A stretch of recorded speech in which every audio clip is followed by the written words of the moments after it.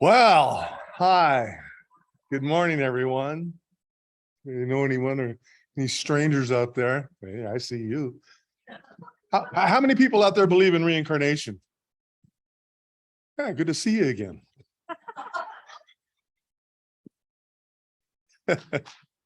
Anyway, thank you, Mark, for that wonderful song. And thank you, everybody that comes here and supports our spiritual community known as Unity of Missoula. It's good to see all your faces today. Well, I guess I'm the bookend of our theme of ZEAL. I don't know, it's the World Series is going on right now, and I can't help but find analogies to life with baseball. And speaking today is like, we had such great speakers, Reverend Susan Gum, Roger Harvey, Janine Flatten, and last week was the wonderful Nancy Leifer. And it's like they all got up and, they all got on base and Nancy hit the grand slam, and here I am in the last batter on the roster. And it's like, well, what do I do now? It's like, everything's been said about zeal / enthusiasm. People have some, different reactions to the word zeal, and they prefer the word enthusiasm or excitement or energy or something like that.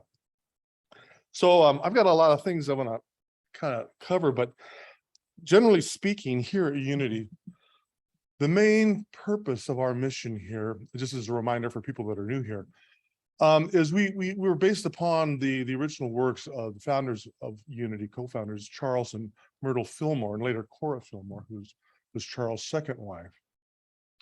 And Charles was real big on integrating Eastern philosophy with Western Christian thought. They came out of that period of the New Thought period of the turn of the last century, before this last century, turn of last century. And there was like the spiritualist movement going on at that time.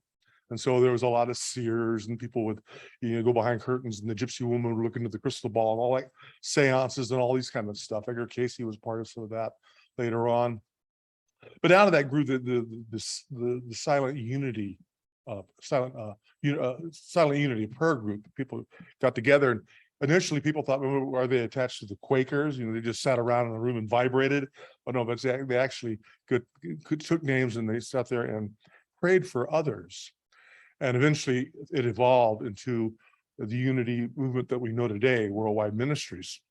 But the basic foundational core of unity in Charles' thinking was about the powers and abilities of the Christ within, Christ enthroned within man, as Cora Fillmore talked about in her second book in the 12 Powers. And what Charles was getting at was our ability to regenerate ourselves, to become new.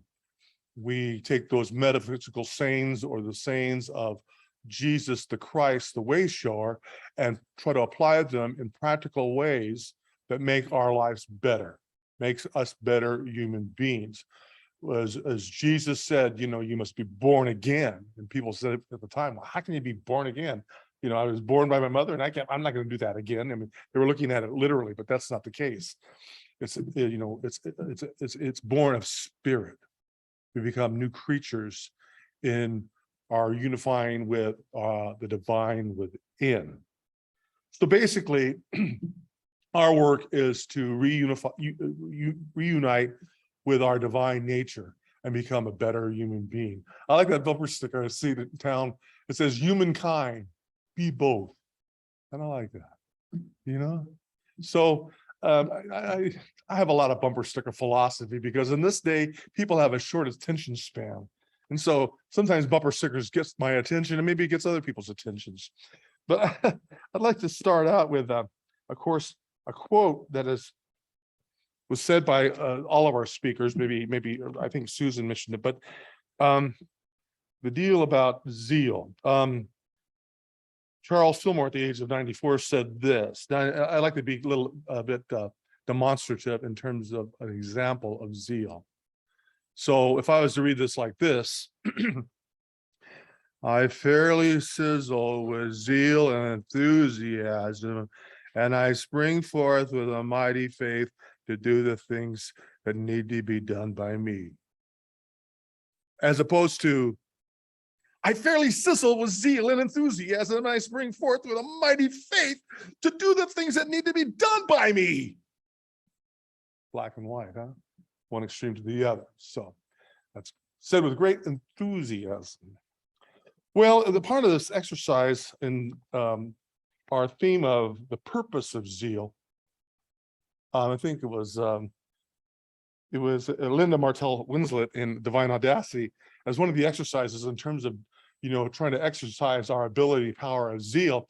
They said, well, based upon what Charles said about sizzling, make up your own statement. So being the songwriter musician that I claim to be, kind of an amalgam of all the singer-songwriters that have gone before, all starting with Burl Ives to John Prine and to some Dylan in there. And this is kind of Dylan-esque. So this is my little statement, zeal. And you can mention Bob Dylan singing this. Here's the deal on zeal. How does it make you feel? Do you know if it's really real? For one moment in time can steal all the passions you could reveal. So never try to conceal your enthusiastic appeal as you continue to grow and heal and know that God's love is genteel.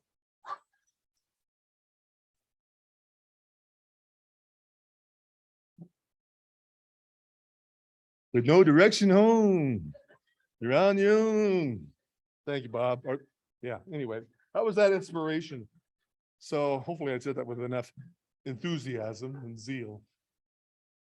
But, I came across this business leader by the name of Jim Rohn years ago at a conference. And he has some great ideas tied in with some of the philosophy of Joseph Campbell in terms of the specialist and the generalist. The specialist who looks at the minute details and how the nuts and bolts are put together, and the generalist who looks at the big picture of things and can see trends and see things happening before they happen. Maybe there's certain clairvoyance in that or something, but it's interesting that we have this ability, power of zeal. And Jim Rohn, the business speaker, always had some references to the Bible. He said the Bible is an incredible book.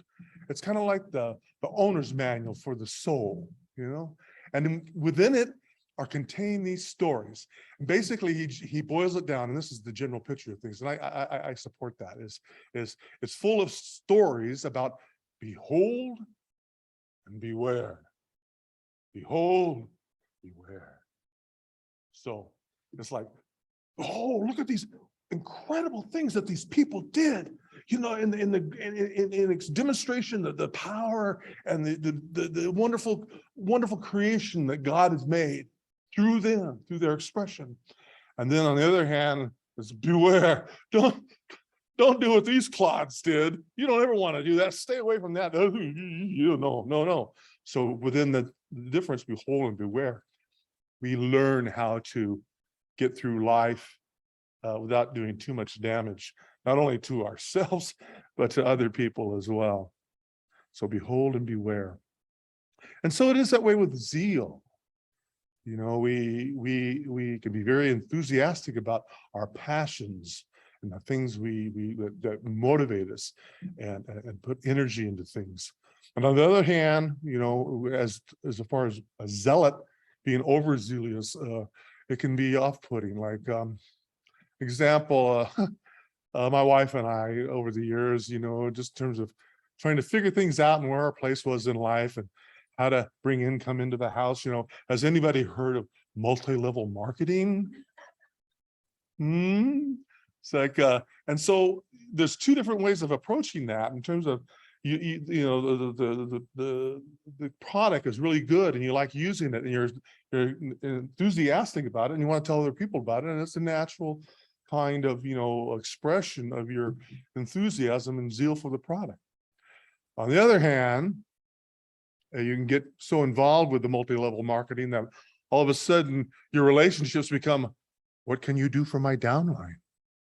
What what can, we're going to have a meeting and I can't tell you what it is right now, but come at this, and then you get there and all of a sudden you realize that you're becoming used as a part of a person's higher agenda of developing their multimedia level marketing. And that can be very, very alienating, to say the least.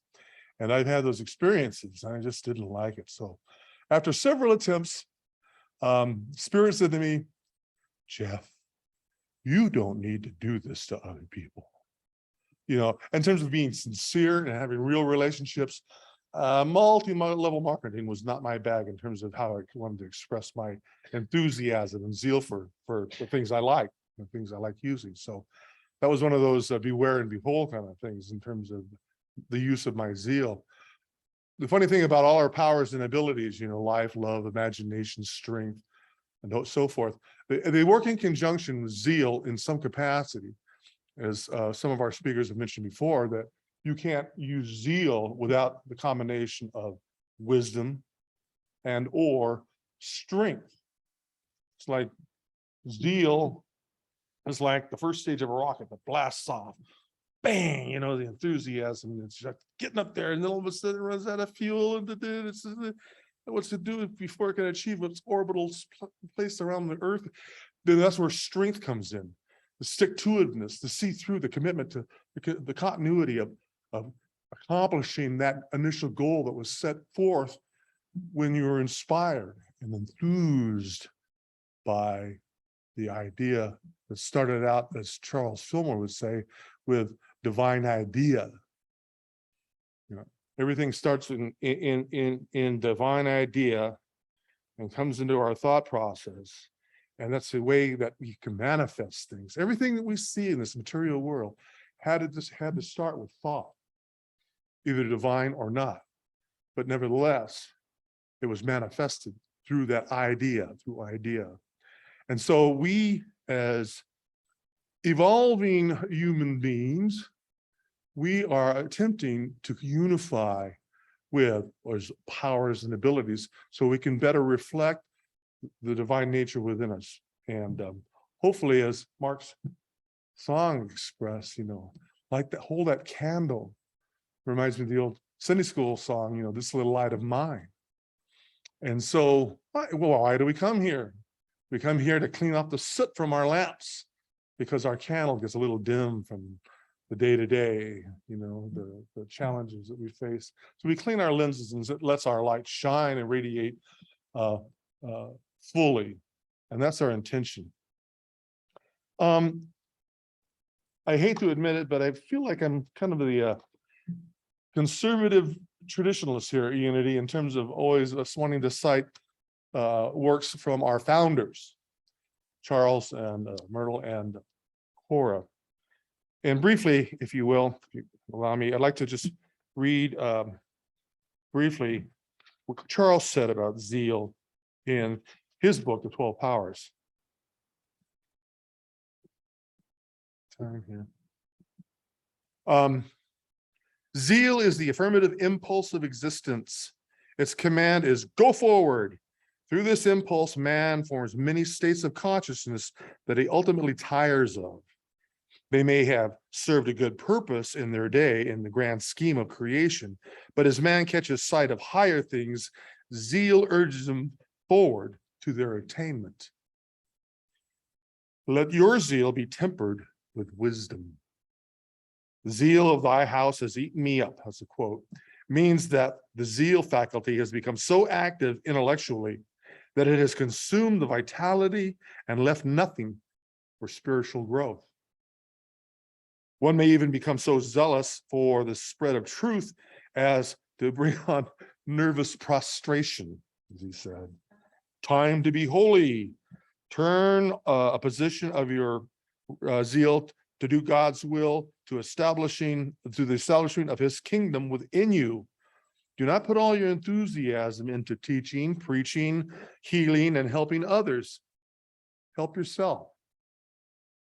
Many enthusiastic spiritual workers have let their zeal demonstrate truth to others, rob them of the power to demonstrate truth for themselves. Do not let zeal run away with your judgment.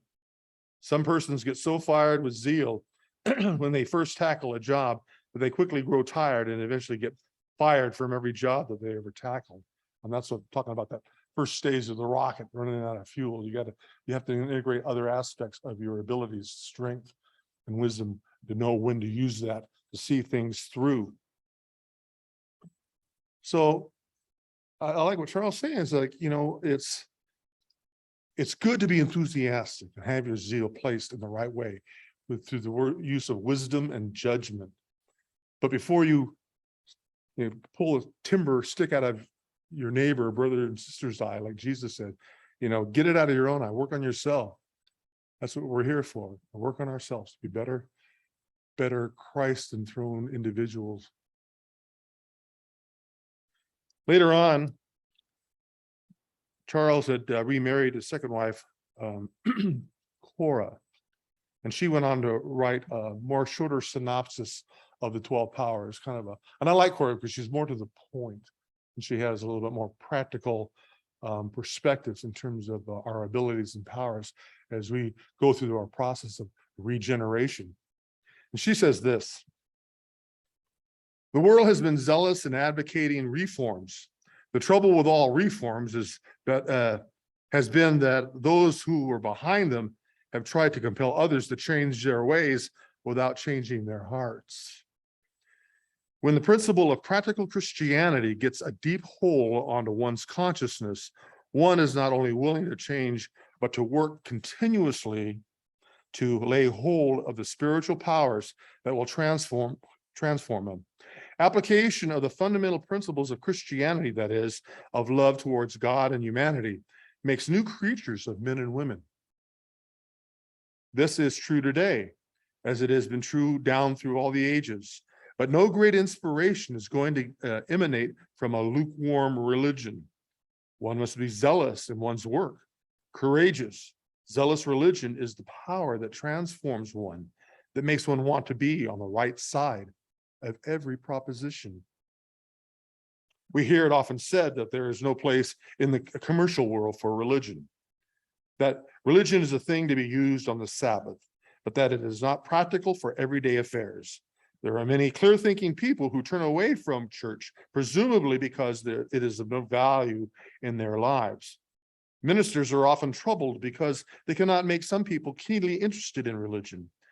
The work of every minister is to put religion into the hearts of men and women, to keep religion uppermost in their thoughts. One cannot accomplish such work by picturing the negative side of life, by preaching that we are poor, miserable worms of the dust, and that to be righteous, we must be poverty-stricken. But we can accomplish that end by accepting and practicing the real principles of Christianity, which are practical, scientific, and substantial.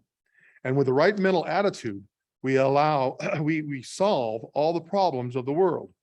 When a minister preaches the real religion, he is going to have his church filled with sound people who will be zealous to lay hold of and apply Christ's principles.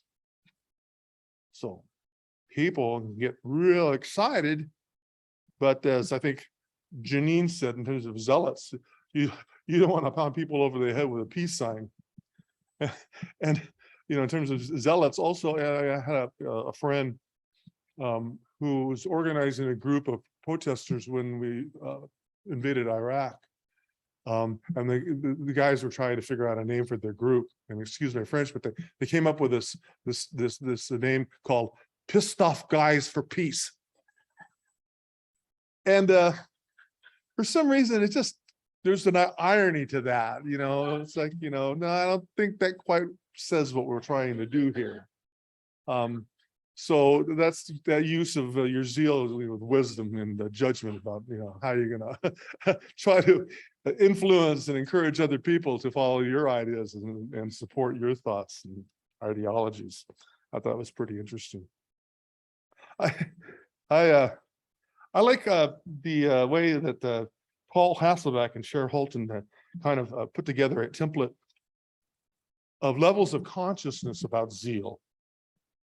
And I always like that because it helps me delineate where I'm at in terms of how I feel about my own enthusiasm and how I bring energy to that power and ability.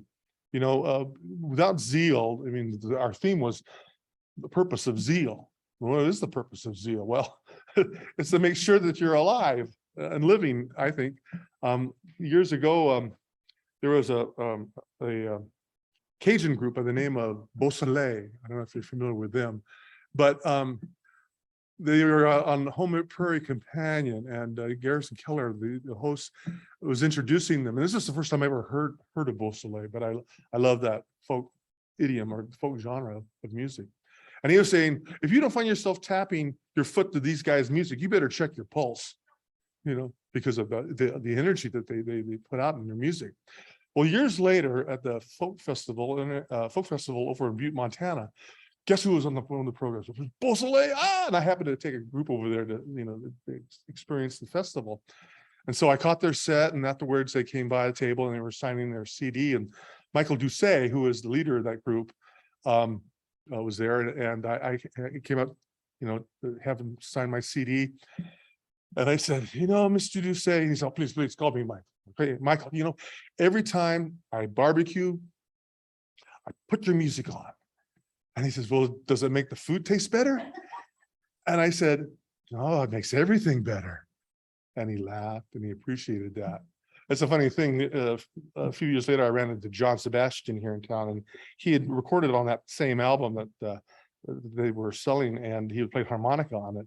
And he was talking about both Beausoleil and those guys. He said, well, how was the recording experience? This, man, recording was secondary. It's all about food with those guys. So they're constantly cooking all the time, you know, but that's how, you know, that their passion, enthusiastic. I don't know if you have ever had Cajun cuisine, but boy, it'll raise your temperature for sure. But I like that little story about Beausoleil and Michael Doucet. But the levels of consciousness where I can see where I'm at is nicely defined by Paul Hasselbeck and Cher Holton. And we can explore the various levels, the levels of consciousness. And that's basically what we're here for. You know, to raise our consciousness to some point where we can transcend different ideas and ideologies and differences and come to a level where we can transcend and be one in unity and be conscious of that, you know, that we have these sayings that we support, you know, that what we think and believe, and naturally good, and God is in me and all people, as opposed to I'm intentionally bad and everybody else is, you know, that's not what we're here for. We're here to support our growth in consciousness, wherever you may be on your path. You know, we can change in the blink of an eye, and that's what's incredible and powerful about our potential and our divine inheritance.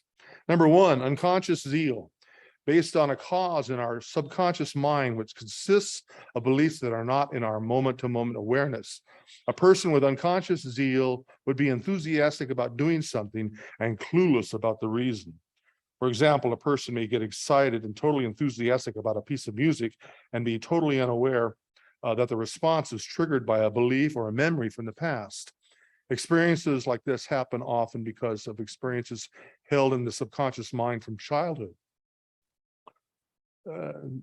My wife would like this. Realtors suggest burning scented candles or baking cookies prior to a person viewing a home for sale because these aromas can trigger subconscious memories and beliefs from childhood that ignite enthusiasm to buy the house.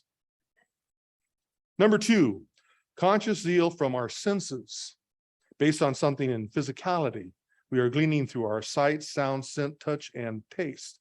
For example, a child enters the shopping mall and spies a beautiful carousel. She loves to ride the carousel, so enthusiastically motivates herself towards the carousel. Pretty immediately, being in the moment. Number three, conscious zeal from our human personality, based on thoughts, feelings, attitudes, and/or beliefs held in human consciousness.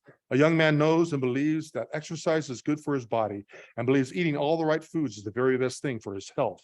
As a result, he is zealous about getting his exercise and eating right, even in the face of a multitude of temptations. And lastly, the fourth, conscious zeal from our true identity or higher self. This is going towards our unity with the Christ within us, based on divine ideas, laws, and principles. Once you get a glimpse and experience your spiritual nature, you experience a passion and a zeal about learning more about being the best Christ you can be. You passionately start to search and discover more so you can have more of these experiences. Thubten Chodron, a Tibetan Buddhist who came to the West and introduced Tibetan Buddhism to the West, really had some really good insights in terms of the idea of, getting glimpses of awareness and wakefulness. And they only last little glimpses. You get those ahas, and I see it clearly now, but then it slowly dissipates and leaves.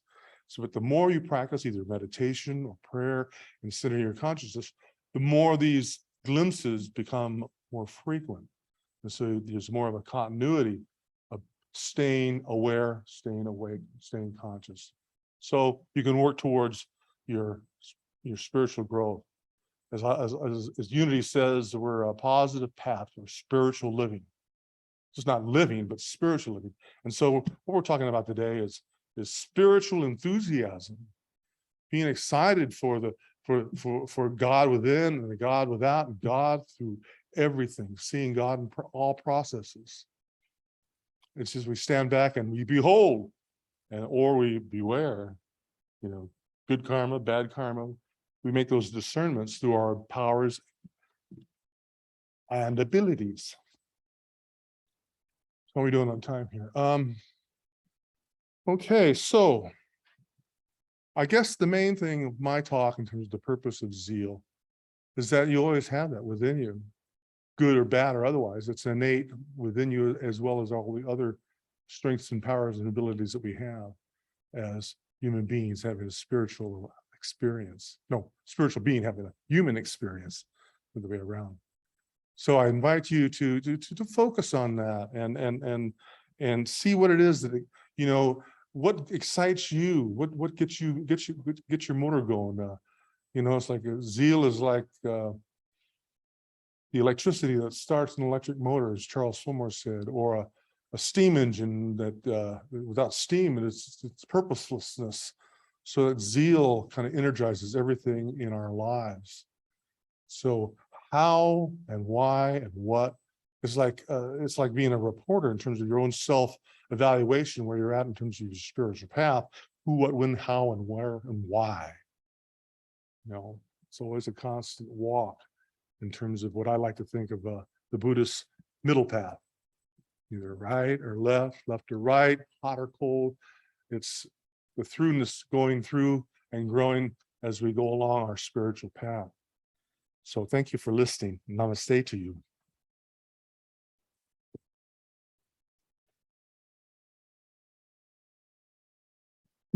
At this time, thank you. At this time, we're going to go ahead and get into our meditation. So I invite you to settle into your seats, centering yourself, find that place where you're the most comfortable. I will be reading a little excerpt from Linda Martell Winslet's Divine Audacity, and the meditation on zeal. And first, we'll start with just focusing on our breath. We'll do 3 sets of timed breathing. So we'll inhale for 5. 1, 2, 3, 4, 5. And exhale. 1, 2, 3. Inhale. 1. Exhale. 2, 3. And once more, inhale. 2, 3, 4, 5. And exhale. 5, 4, 3, 2, 1. Now, in this moment, we invite spirit to become present. We abide in the peace of spirit, where we are refreshed and restored and reminded of our true spiritual nature. I am the magnificent power of zeal. I am enthusiastic, audacious, and devoted. I eagerly awaken each morning on purpose, exuberance about the choices ahead of me. I boldly think, envision, and act in the direction of my intentions. I devote my thought, energy, and time toward being a blessing by using my gifts and talents for good. I am the ever-flowing, always forward-moving vibration of possibility. I remain attentive to the present moment, knowing that my focus on the present is my ticket to my desired future.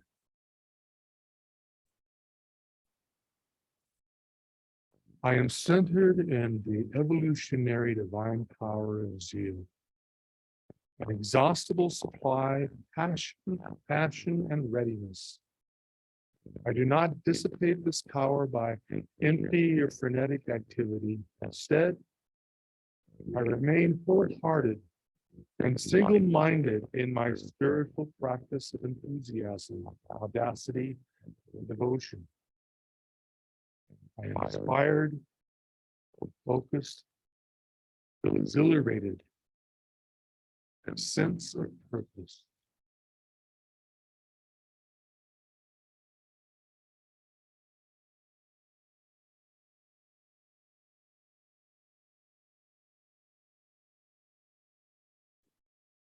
And in this awareness, I'm thankful, grateful of the opportunity to reveal more expected within. So much to be able to restore by fighting without all my daily activities. Stay away. Let me make things loose. Highest. Just a bit of day.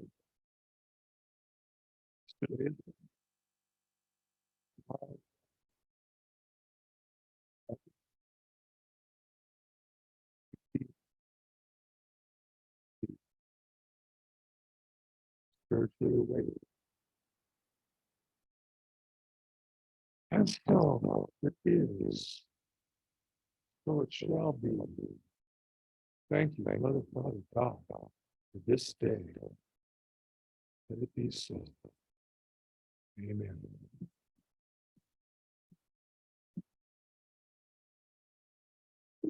Okay. I think we're going to do our affirmation here, right? Prayer for protection. Let me bring that up. Oh.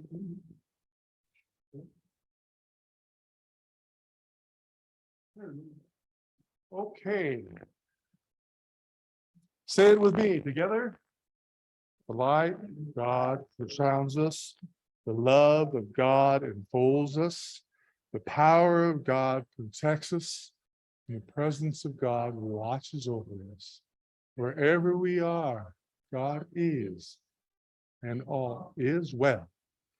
Now I invite you to stand, maybe form a circle, and we're going to sing our peace song. Let there be peace on earth. You want to do something different? No. Oh, you're okay. Okay. And thank you all the people seeing us on Zoom. Good to see you. And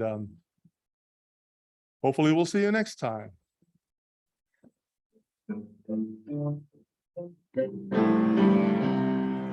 Let there be peace on earth, and let it begin with me.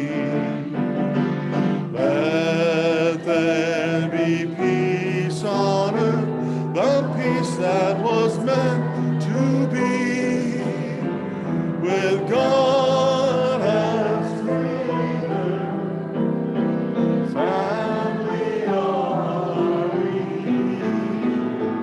Let us walk with each other in perfect harmony. Let peace begin with me. Let this be the moment now.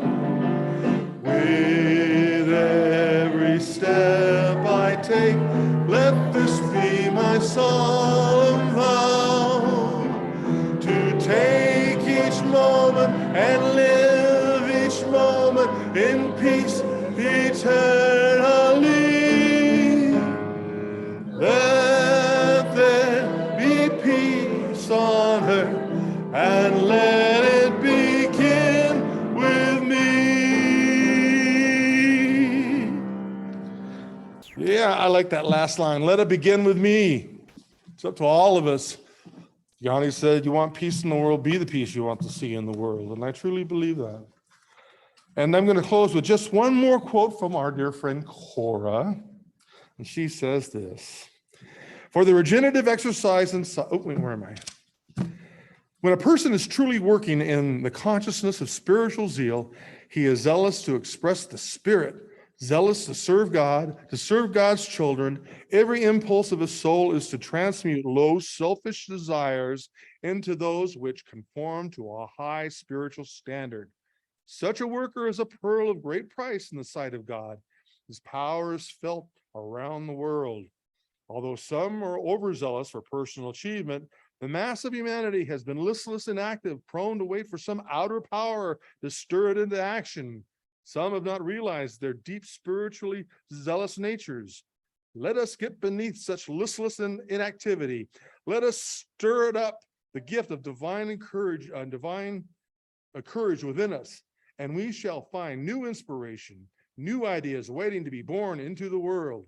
Just as God is from everlasting to everlasting, so the courageous Spirit of the Lord in our consciousness is eternal when once fully established.